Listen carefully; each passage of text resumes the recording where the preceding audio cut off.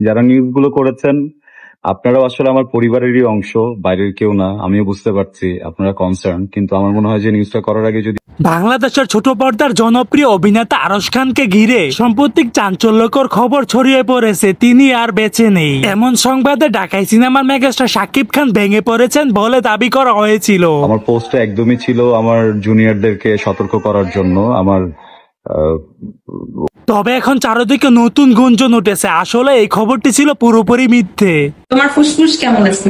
আমার ফুসফুস ভালো আছে, তুই কেমন আছিস? আমি ভালো। তুমি নাকি মরে যাচ্ছ, ফেসবুকে ঢুকতে পারতেছি না। অনেকেই বলছে এটি ছিল বিভ্রান্তিকর একটি প্রচার, সত্য মিথ্যা যাচাই না করে সকল ইউটিউবাররা মিথ্যা কথাটাকে প্রচার হিসেবে চালিয়ে দিচ্ছে। আর এই খবরটি মেগাস্টার শাকিব খানের কাছে পৌঁছাতে তিনি ক্ষেপে ওঠেন। তো দেশের মানুষরাই করত, কিন্তু আমরা গত কয়েক বছর ধরেই দেখছি। রিসেন্টলি একটি সাক্ষাৎকারের মধ্যে শাকিব খান বললেন আরশ খান মরেনি, তাকে মারা হয়েছে। শাকিব খান যা বললেন আমি যতটুকু জানতে পারলাম আরশ খান প্রতিদিন অনেকগুলা করে সিগারেট খেত। আসসালামু আলাইকুম। বিভিন্ন জায়গায় বিভিন্ন রকমের নিউজ হচ্ছে আমার শারীরিক অবস্থা নিয়ে। আর সেই সিগারেট থেকে তার ফুসফুসের মধ্যে অনেক সমস্যা দেখা দিয়েছে। সে দীর্ঘ অনেকদিন হসপিটালের মধ্যে ভর্তি ছিল।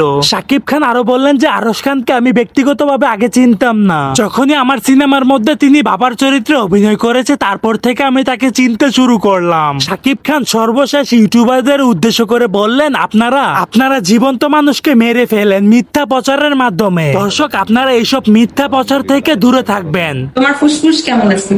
আমার ফুসফুস ভালো আছে, তুই কেমন আছিস? আমি ভালো। তুমি নাকি মরে যাচ্ছ, ফেসবুকে ঢুকতে পারতেছি না।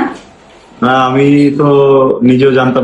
সো দর্শক, আজকের এই ভিডিওটি এই পর্যন্ত। যদি ভিডিওটি ভালো লেগে থাকে তাহলে ভিডিওতে একটা লাইক, একটা কমেন্ট আর অবশ্যই চ্যানেলটি সাবস্ক্রাইব করতে ভুলবেন না।